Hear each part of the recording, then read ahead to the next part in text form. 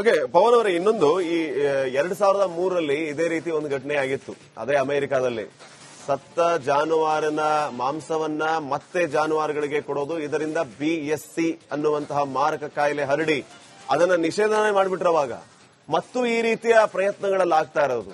ಅಂದ್ರೆ ಈ BSE ಅಂತಂದ್ರೆ ಏನು, ಇದರಿಂದ ಏನೆಲ್ಲ ಸಮಸ್ಯೆ ಆಗುತ್ತೆ, ಆ ರೀತಿಯ ತೊಂದರೆಗಳು ಇನ್ ಕೇಸ್ ಈ ನಾನ್ ವೆಜ್ ಹಾಲು ಭಾರತಕ್ಕೆ ಬಂದ್ರೆ ಇಲ್ಲಿಯೂ ಕೂಡ ಆ ರೀತಿಯ ಸಮಸ್ಯೆಗಳಾಗಬಹುದಾ, ಹೇಗೆ ಅಂತ ಹೇಳಿ?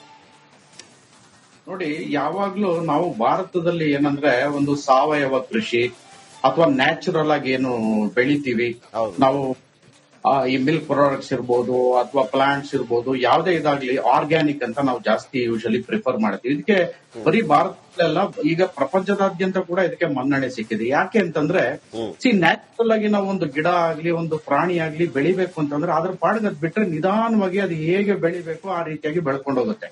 ಆದ್ರೆ ಈ ತುಂಬಾ ಪ್ರಾಫಿಟ್ಸ್ ಪಡೆಯೋದಕ್ಕೋಸ್ಕರ ಏನಂದ್ರೆ ರಾತ್ರೋರಾತ್ರಿ ಅದನ್ನ ತುಂಬಾ ಚೆನ್ನಾಗಿ ದಪ್ಪ ಆಗಂಗ್ ಮಾಡ್ಬೇಕು, ಮಾಂಸ ಜಾಸ್ತಿ ಆಗಂಗ್ ಮಾಡ್ಬೇಕು ಅಥವಾ ಜಾಸ್ತಿ ಗ್ರೋತ್ ಆಗ್ಬೇಕು. ಸೊ ಇದು ಎಲ್ಲಾ ಕಡೆನೂ ನಡೀತಾ ಇದೆ. ಸೊ ಅದರ ಎಫೆಕ್ಟ್ ಗಳೇ ಇವು. ಈಗೇನು ನಾವು ಜಿಲೆಟಿನ್ ಮತ್ತೆ ಟ್ಯಾಲೋಸ್ ಎಲ್ಲ ಹೇಳಿದ್ರಿ, ಇವೆಲ್ಲ ಇನ್ನೇನು ಇಟ್ ಇಸ್ ಜಸ್ಟ್ ಪ್ರೋಟೀನ್ಸ್ ಮತ್ತೆ ಅಮೈನೋ ಆಸಿಡ್ಸ್. ಇವು ಆಗಿ ಕೆಲವೊಂದು ಪ್ಲಾಂಟ್ಸ್ ಇದ್ರಲ್ಲೂ ಇರುತ್ತೆ ಮತ್ತೆ ಬೋನ್ಸ್ ಅಲ್ಲೂ ಇರುತ್ತೆ. ಎಸ್ಪೆಷಲಿ ಬೋನ್ಸ್ ಮತ್ತೆ ಇದರಲ್ಲಿ ಮಸಲ್ಸ್ ಅಲ್ಲಿ ಇರುತ್ತೆ. ಸೊ ಇವು ಮಾಡ್ತಾರೆ. ಈಗ ಚೆನ್ನಾಗಿರೋ ಒಂದು ಮಾಂಸ ಇದು ಹಸುಗಳಿಗೆ ಕೊಡಬೇಕು ಅಂತಂದ್ರೆ ಕಾಸ್ಟ್ ತುಂಬಾ ಜಾಸ್ತಿ ಆಗುತ್ತೆ. ಅದಕ್ಕೆ ಏನ್ ಮಾಡ್ತಾರೆ, ಈ ಸತ್ತ ದನಗಳು, ಸತ್ತ ಹಸುಗಳು ಅಥವಾ ಕುರಿ, ನೀವು ಅಲ್ಲಿ ಇಂಥ ಪ್ರಾಣಿ ಅಂತ ಇಲ್ಲ, ನೀವು ಕೋಳಿ, ಮೇಕೆ, ಬೆಕ್ಕು, ಕುರಿ, ಹಂದಿ, ಪ್ರತಿಯೊಂದು ಕೂಡ ಅಂದ್ರೆ ಯಾವ್ಯಾವೆಲ್ಲ ಸತ್ತಿರುತ್ತೆ.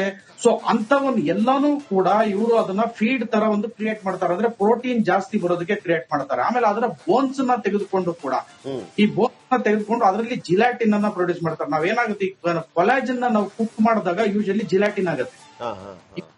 ಪ್ರೋಟೀನ್ಸ್ ಜಾಸ್ತಿ ಆಗೋದಕ್ಕೆ ಇದು ಮಾಡ್ತಾರೆ. ಈಗಾಗಲೇ ಡಾಕ್ಟರ್ ಸುತ್ತೂರ್ ಅವರು ಹೇಳ್ತಾ ಇದ್ರು, ನಾವ್ ಎಷ್ಟೋ ಕಡೆ ನಾವು ಸರ್ಜರಿ ಇದ್ರಲ್ಲೆಲ್ಲ ಬಳಸ್ತಕ್ಕಂಥ ಸೂಚರ್ ಮೆಟೀರಿಯಲ್ಸ್ ಇವೆಲ್ಲಾನು ಕೂಡ ಜಿಲಾಟಿನ್ ಯುಕ್ತವಾಗಿರುತ್ತೆ. ಯಾಕಂದ್ರೆ ಅದರಲ್ಲಿ ಪ್ರೋಟೀನ್ ಇದಿರುತ್ತೆ. ಹಾಗೆ ಬೇರೆ ಎಷ್ಟೊಂದು ಐಟಮ್ಗಳು ಕೂಡ ನಾವು ಈ ಜಿಲಾಟಿನ್ ಇದರಲ್ಲಿ ಮಾಡ್ತೀವಿ.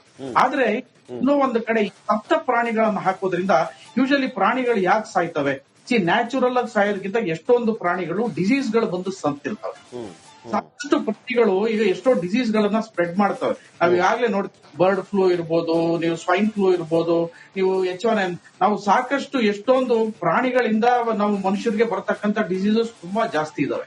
ಯಾವಾಗ ಈ ಸತ್ತ ಪ್ರಾಣಿಗಳನ್ನ ಉಪಯೋಗಿಸ್ಕೊಂಡು ಅದರಲ್ಲಿ ಪ್ರೋಟೀನ್ ಎಕ್ಸ್ಟ್ರಾಕ್ಟ್ ಮಾಡಿ ಇದು ಹಸುಗಳಿಗೆ ಕೊಟ್ಟು ಸಡನ್ ಆಗಿ ಅದು ತುಂಬಾ ಜಾಸ್ತಿ ದಪ್ಪ ಆಗೋ ಹಾಗೆ ಮಾಡಿ ಬೇಗ ಹಾಲು ಕೊಡೋ ಹಾಗೆ ತುಂಬಾ ಜಾಸ್ತಿ ಹಾಲು ಕೊಡೋ ಹಾಗೆ ಮಾಡ್ತಾರೆ.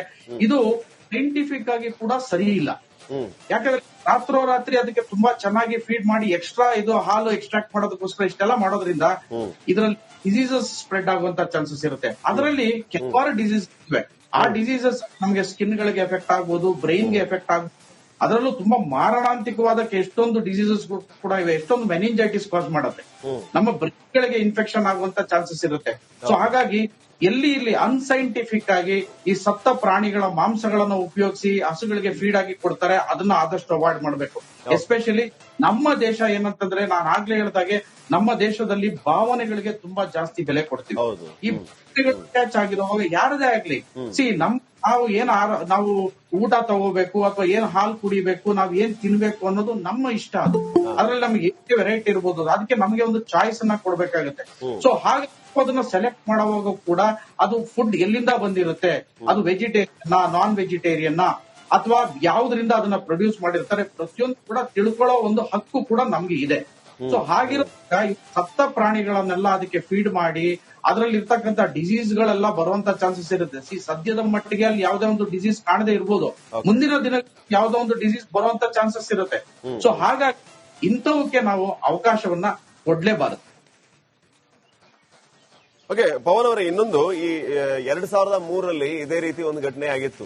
ಅದೇ ಅಮೆರಿಕಾದಲ್ಲಿ ಸತ್ತ ಜಾನುವಾರಿನ ಮಾಂಸವನ್ನ ಮತ್ತೆ ಜಾನುವಾರುಗಳಿಗೆ ಕೊಡೋದು, ಇದರಿಂದ BSE ಅನ್ನುವಂತಹ ಮಾರಕ ಕಾಯಿಲೆ ಹರಡಿ ಅದನ್ನ ನಿಷೇಧನೆ ಮಾಡಿಬಿಟ್ರವಾಗ ಮತ್ತು ಈ ರೀತಿಯ ಪ್ರಯತ್ನಗಳಲ್ಲಿ ಆಗ್ತಾ ಇರೋದು.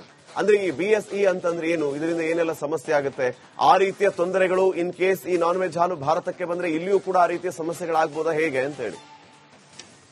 ನೋಡಿ, ಯಾವಾಗ್ಲೂ ನಾವು ಭಾರತದಲ್ಲಿ ಏನಂದ್ರೆ ಒಂದು ಸಾವಯವ ಕೃಷಿ ಅಥವಾ ನ್ಯಾಚುರಲ್ ಆಗಿ ಏನು ಬೆಳಿತೀವಿ ನಾವು, ಈ ಮಿಲ್ಕ್ ಪ್ರಾಡಕ್ಟ್ಸ್ ಇರ್ಬೋದು ಅಥವಾ ಪ್ಲಾಂಟ್ಸ್ ಇರ್ಬೋದು, ಯಾವುದೇ ಇದಾಗ್ಲಿ ಆರ್ಗ್ಯಾನಿಕ್ ಅಂತ ನಾವು ಜಾಸ್ತಿ ಯೂಶಲಿ ಪ್ರಿಫರ್ ಮಾಡ್ತೀವಿ. ಇದಕ್ಕೆ ಬರೀ ಭಾರತದಲ್ಲ, ಈಗ ಪ್ರಪಂಚದಾದ್ಯಂತ ಕೂಡ ಇದಕ್ಕೆ ಮನ್ನಣೆ ಸಿಕ್ಕಿದೆ. ಯಾಕೆ ಅಂತಂದ್ರೆ ನ್ಯಾಚುರಲ್ ಆಗಿ ನಾವು ಒಂದು ಗಿಡ ಆಗ್ಲಿ ಒಂದು ಪ್ರಾಣಿ ಆಗ್ಲಿ ಬೆಳಿಬೇಕು ಅಂತಂದ್ರೆ ಅದ್ರ ಪಾಡಿಗೆ ಅದ್ ಬಿಟ್ರೆ ನಿಧಾನವಾಗಿ ಅದು ಹೇಗೆ ಬೆಳಿಬೇಕು ಆ ರೀತಿಯಾಗಿ ಬೆಳ್ಕೊಂಡು ಹೋಗುತ್ತೆ.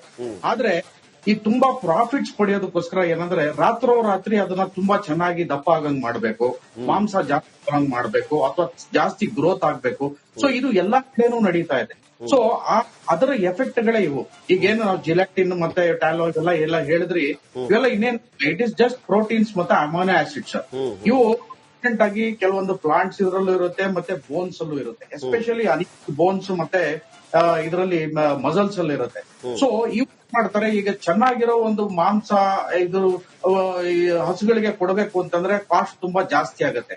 ಅದಕ್ಕೆ ಏನ್ ಮಾಡ್ತಾರೆ, ಈ ಸತ್ತ ದನಗಳು, ಸತ್ತ ಹಸುಗಳು ಅಥವಾ ಕುರಿ, ನೀವು ಅಲ್ಲಿ ಇಂಥ ಪ್ರಾಣಿ ಅಂತ ಇಲ್ಲ, ನೀವು ಕೋಳಿ, ಮೇಕೆ, ಬೆಕ್ಕು, ಕುರಿ, ಹಂದಿ, ಪ್ರತಿಯೊಂದು ಕೂಡ ಅಂದ್ರೆ ಯಾವ್ಯಾವೆಲ್ಲ ಸತ್ತಿರುತ್ತೆ. ಸೊ ಅಂತವನ್ನ ಎಲ್ಲಾನು ಕೂಡ ಇವರು ಅದನ್ನ ಫೀಡ್ ತರ ಒಂದು ಕ್ರಿಯೇಟ್ ಮಾಡ್ತಾರೆ, ಅಂದ್ರೆ ಪ್ರೋಟೀನ್ ಜಾಸ್ತಿ ಬರೋದಕ್ಕೆ ಕ್ರಿಯೇಟ್ ಮಾಡ್ತಾರೆ. ಆಮೇಲೆ ಅದರ ಬೋನ್ಸ್ ನ ತೆಗೆದುಕೊಂಡು ಕೂಡ ಈ ಬೋನ್ಸ್ ನ ತೆಗೆದುಕೊಂಡು ಅದರಲ್ಲಿ ಜಿಲಾಟಿನ್ ಅನ್ನ ಪ್ರೊಡ್ಯೂಸ್ ಮಾಡ್ತಾರೆ. ನಾವೇನಾಗುತ್ತೆ, ಕೊಲಾಜನ್ ನಾವು ಕುಕ್ ಮಾಡಿದಾಗ ಯೂಶಲಿ ಜಿಲಾಟಿನ್ ಆಗುತ್ತೆ. ಪ್ರೋಟೀನ್ಸ್ ಜಾಸ್ತಿ ಆಗೋದಕ್ಕೆ ಇದು ಮಾಡ್ತಾರೆ. ಈಗಾಗಲೇ ಡಾಕ್ಟರ್ ಸುತ್ತೂರ್ ಅವರು ಹೇಳ್ತಾ ಇದ್ರು, ನಾವ್ ಎಷ್ಟೋ ಕಡೆ ನಾವು ಸರ್ಜರಿ ಇದ್ರಲ್ಲೆಲ್ಲ ಬಳಸ್ತಕ್ಕಂಥ ಸೂಚರ್ ಮೆಟೀರಿಯಲ್ಸ್ ಇವೆಲ್ಲಾನು ಕೂಡ ಜಿಲಾಟಿನ್ ಯುಕ್ತವಾಗಿರುತ್ತೆ. ಯಾಕಂದ್ರೆ ಅದರಲ್ಲಿ ಪ್ರೋಟೀನ್ ಇದಿರುತ್ತೆ. ಹಾಗೆ ಬೇರೆ ಎಷ್ಟೊಂದು ಐಟಮ್ಗಳು ಕೂಡ ನಾವು ಈ ಜಿಲಾಟಿನ್ ಇದರಲ್ಲಿ ಮಾಡ್ತೀವಿ. ಆದ್ರೆ ಇನ್ನೂ ಒಂದು ಕಡೆ ಸತ್ತ ಪ್ರಾಣಿಗಳನ್ನ ಹಾಕೋದ್ರಿಂದ ಯೂಶಲಿ ಪ್ರಾಣಿಗಳು ಯಾಕೆ ಸಾಯ್ತವೆ? ನ್ಯಾಚುರಲ್ ಆಗಿ ಸಾಯೋದಕ್ಕಿಂತ ಎಷ್ಟೊಂದು ಪ್ರಾಣಿಗಳು ಡಿಸೀಸ್ ಗಳು ಬಂದು ಸತ್ತಿರ್ತವೆ. ಸಾಕಷ್ಟು ಪ್ರಾಣಿಗಳು ಈಗ ಎಷ್ಟೋ ಡಿಸೀಸ್ ಗಳನ್ನ ಸ್ಪ್ರೆಡ್ ಮಾಡ್ತವೆ. ನಾವ್ ಈಗಾಗಲೇ ನೋಡಿ, ಬರ್ಡ್ ಫ್ಲೂ ಇರ್ಬೋದು, ನೀವು ಸ್ವೈನ್ ಫ್ಲೂ ಇರ್ಬೋದು, ನೀವು H1N, ನಾವು ಸಾಕಷ್ಟು ಎಷ್ಟೊಂದು ಪ್ರಾಣಿಗಳಿಂದ ನಾವು ಮನುಷ್ಯರಿಗೆ ಬರ್ತಕ್ಕಂಥ ಡಿಸೀಸಸ್ ತುಂಬಾ ಜಾಸ್ತಿ ಇದಾವೆ. ಯಾವಾಗ ಈ ಸತ್ತ ಪ್ರಾಣಿಗಳನ್ನ ಉಪಯೋಗಿಸ್ಕೊಂಡು ಅದರಲ್ಲಿ ಪ್ರೋಟೀನ್ ಎಕ್ಸ್ಟ್ರಾಕ್ಟ್ ಮಾಡಿ ಇದು ಹಸುಗಳಿಗೆ ಕೊಟ್ಟು ಸಡನ್ ಆಗಿ ಅದು ತುಂಬಾ ಜಾಸ್ತಿ ದಪ್ಪ ಆಗಿ ಆಗೋ ಹಾಗೆ ಮಾಡಿ ಬೇಗ ಹಾಲು ಕೊಡೋ ಹಾಗೆ ತುಂಬಾ ಜಾಸ್ತಿ ಹಾಲು ಕೊಡೋ ಹಾಗೆ ಮಾಡ್ತಾರೆ. ಇದು ಸೈಂಟಿಫಿಕ್ ಆಗಿ ಕೂಡ ಸರಿ ಇಲ್ಲ. ಯಾಕಂದ್ರೆ ರಾತ್ರೋರಾತ್ರಿ ಅದಕ್ಕೆ ತುಂಬಾ ಚೆನ್ನಾಗಿ ಫೀಡ್ ಮಾಡಿ ಎಕ್ಸ್ಟ್ರಾ ಇದು ಹಾಲು ಎಕ್ಸ್ಟ್ರಾಕ್ಟ್ ಮಾಡೋದಕ್ಕೋಸ್ಕರ ಇಷ್ಟೆಲ್ಲ ಮಾಡೋದ್ರಿಂದ ಇದರಲ್ಲಿ ಡಿಸೀಸಸ್ ಸ್ಪ್ರೆಡ್ ಆಗುವಂತ ಚಾನ್ಸಸ್ ಇರುತ್ತೆ. ಅದರಲ್ಲಿ ಕೆಲವಾರು ಡಿಸೀಸ್ ಇವೆ. ಆ ಡಿಸೀಸಸ್ ನಮಗೆ ಸ್ಕಿನ್ ಗಳಿಗೆ ಎಫೆಕ್ಟ್ ಆಗ್ಬೋದು, ಬ್ರೈನ್ ಗೆ ಎಫೆಕ್ಟ್ ಆಗ್ಬೋದು.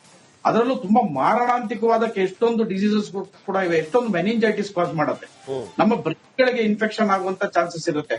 ಸೊ ಹಾಗಾಗಿ ಇಲ್ಲಿ ಅನ್ಸೈಂಟಿಫಿಕ್ ಆಗಿ ಈ ಸತ್ತ ಪ್ರಾಣಿಗಳ ಮಾಂಸಗಳನ್ನು ಉಪಯೋಗಿಸಿ ಹಸುಗಳಿಗೆ ಫೀಡ್ ಆಗಿ ಕೊಡ್ತಾರೆ. ಅದನ್ನ ಆದಷ್ಟು ಅವಾಯ್ಡ್ ಮಾಡಬೇಕು. ಎಸ್ಪೆಷಲಿ ನಮ್ಮ ದೇಶ ಏನಂತಂದ್ರೆ, ನಾನು ಆಗ್ಲೇ ಹೇಳಿದಾಗೆ ನಮ್ಮ ದೇಶದಲ್ಲಿ ಭಾವನೆಗಳಿಗೆ ತುಂಬಾ ಜಾಸ್ತಿ ಬೆಲೆ ಕೊಡ್ತೀವಿ. ಈ ಅಟ್ಯಾಚ್ ಆಗಿರುವಾಗ ಯಾರದೇ ಆಗ್ಲಿ, ನಾವು ಊಟ ತಗೋಬೇಕು ಅಥವಾ ಏನ್ ಹಾಲು ಕುಡಿಬೇಕು, ನಾವ್ ಏನ್ ತಿನ್ಬೇಕು ಅನ್ನೋದು ನಮ್ಮ ಇಷ್ಟ. ಅದು ಅದ್ರಲ್ಲಿ ನಮ್ಗೆ ಎಷ್ಟು ವೆರೈಟಿ ಇರ್ಬೋದು, ಅದಕ್ಕೆ ನಮ್ಗೆ ಒಂದು ಚಾಯ್ಸ್ ಅನ್ನ ಕೊಡ್ಬೇಕಾಗುತ್ತೆ. ಸೊ ಹಾಗೆ ಅದನ್ನ ಸೆಲೆಕ್ಟ್ ಮಾಡುವಾಗ ಕೂಡ ಅದು ಫುಡ್ ಎಲ್ಲಿಂದ ಬಂದಿರುತ್ತೆ, ಅದು ವೆಜಿಟೇರಿಯನ್ ನಾನ್ ವೆಜಿಟೇರಿಯನ್ ಅಥವಾ ಯಾವ್ದ್ರಿಂದ ಅದನ್ನ ಪ್ರೊಡ್ಯೂಸ್ ಮಾಡಿರ್ತಾರೆ, ಪ್ರತಿಯೊಂದು ಕೂಡ ತಿಳ್ಕೊಳ್ಳೋ ಒಂದು ಹಕ್ಕು ಕೂಡ ನಮ್ಗೆ ಇದೆ. ಸೊ ಹಾಗಿರುವಾಗ ಸತ್ತ ಪ್ರಾಣಿಗಳನ್ನೆಲ್ಲ ಅದಕ್ಕೆ ಫೀಡ್ ಮಾಡಿ ಅದರಲ್ಲಿ ಇರ್ತಕ್ಕಂಥ ಡಿಸೀಸ್ ಗಳೆಲ್ಲ ಬರುವಂತ ಚಾನ್ಸಸ್ ಇರುತ್ತೆ. ಸದ್ಯದ ಮಟ್ಟಿಗೆ ಅಲ್ಲಿ ಯಾವುದೇ ಒಂದು ಡಿಸೀಸ್ ಕಾಣದೇ ಇರ್ಬೋದು, ಮುಂದಿನ ದಿನ ಯಾವುದೋ ಒಂದು ಡಿಸೀಸ್ ಬರುವಂತ ಚಾನ್ಸಸ್ ಇರುತ್ತೆ. ಸೊ ಹಾಗಾಗಿ ಇಂಥವಕ್ಕೆ ನಾವು ಅವಕಾಶವನ್ನ ಕೊಡ್ಲೇಬಾರದು.